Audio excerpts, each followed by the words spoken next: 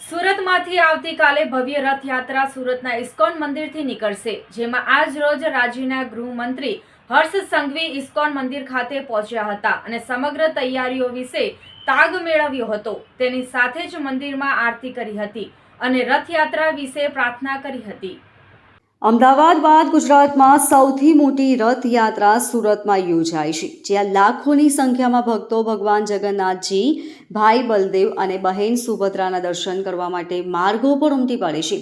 આ વર્ષે સુરત પોલીસે આ વિશાળ ભીડના સફળ ક્રાઉડ મેનેજમેન્ટ માટે એક અદ્યતન યોજના બનાવી છે, જેમાં આર્ટિફિશિયલ ઇન્ટેલિજન્સ અને ડ્રોન કેમેરાનો વ્યાપક ઉપયોગ કરવામાં આવશે।